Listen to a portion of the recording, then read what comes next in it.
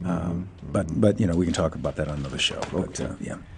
The Senate sends a major overhaul of veterans' health care to Trump. The Senate gave final passage on Wednesday to a multi-billion-dollar revamp of the veterans' health care system, consolidating 7 Veterans Affairs Department health programs into one and making it far easier for veterans to take their benefits to private doctors for care.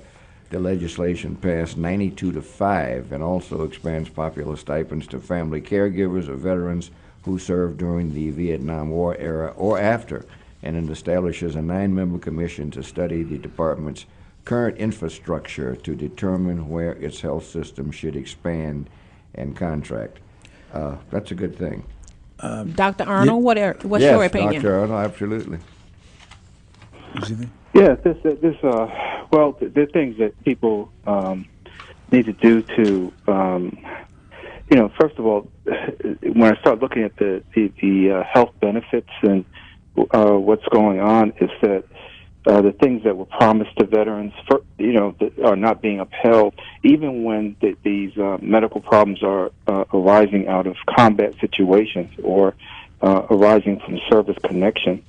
And for veterans to have to fight at home for benefits that should be automatically granted to them, I just, have a very big problem with that. And you've heard of veterans, fighting for 1 or 2 decades to get recognition of, any kind of service connection to begin with. And then to be turned down for just general health care as well. And then we have this big problem, I guess we're going to be talking about it in some degree, there's some degree about the Affordable Care Act and what the Republicans have just done to that.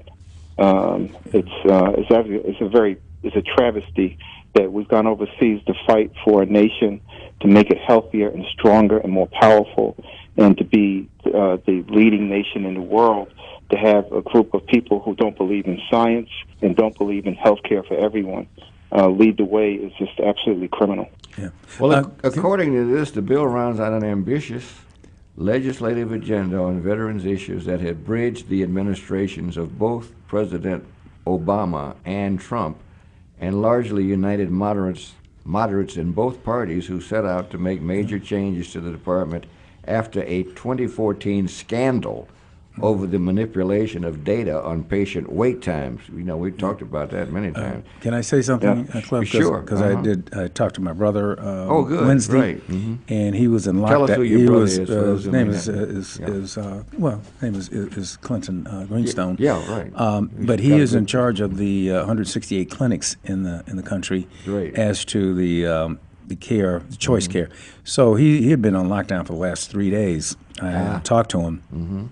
And he said that he would like to come on in January because there's a huge monumental overhaul that has occurred, and it is getting ready to go into place, and it deals with the 30 miles and the 30 days or the 40 miles and all that. All that's been changed. He couldn't tell me all the details. They're going to make the announcement in January, but it is going to be a huge overall, and it's going to be a great benefit to all veterans, and so that they won't have to meet some of these requirements that they have to meet right now. I think it was a $75 billion add-on or something, but he's going to come on in January as soon as they make the announcement and tell us how this is all going to be implemented. That's great. It's going to. That's great. Yeah, He said he's already signed laws, that Trump has Yeah. signed laws that make it easier for the department to remove and fire employees, and for veterans to appeal benefit decisions, as well as a rewrite of the GI Bill for post 9/11 veterans. So that's a big change, that's for sure.